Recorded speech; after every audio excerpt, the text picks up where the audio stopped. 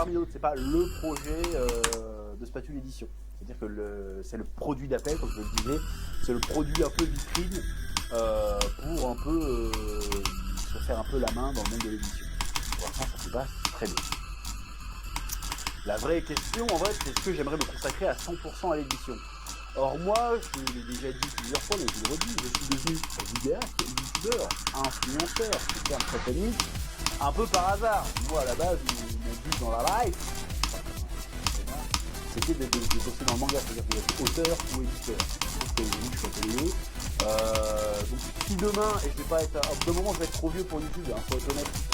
Si demain je peux me consacrer 100% à l'édition et que ça marche autant que possible et que ça roule bien et que nos projets fonctionnent et tout, bah oui, je préférerais être éditeur et après, alors ça veut dire que je suis en train de faire des vidéos YouTube à regret, j'aime énormément ce que je fais, ça m'a permis de faire ce que j'ai fait après, mais oui, si vous voulez être auteur et éditeur à 100%, je le ferai.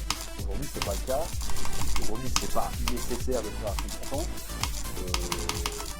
pour l'équilibre est plutôt pas mal. Voilà. Une autre question de Végétuli. Étant auteur, cherchant moyen de publier les œuvres, as-tu pour projet dans un court ou long terme de déployer ta maison d'édition sur d'autres similaires que la branche bande dessinée manga, par exemple les romans?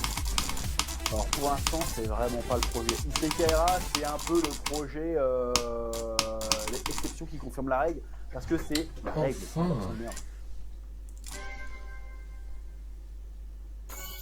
Oh lolo. Attends, j'ai fait un alt-tab de 1 seconde. J'espère que ça va avec Shadowplay. Oh là là. Très long.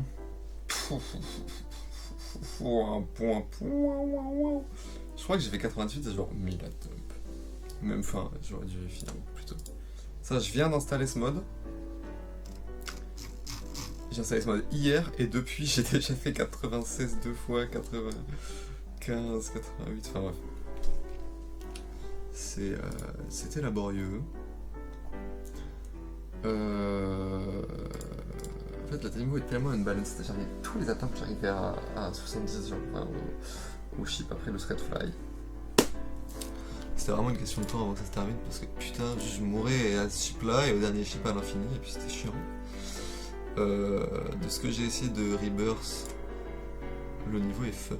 Rebirth, c'est vraiment, ils ont transformé Red World, ils l'ont transformé en fun.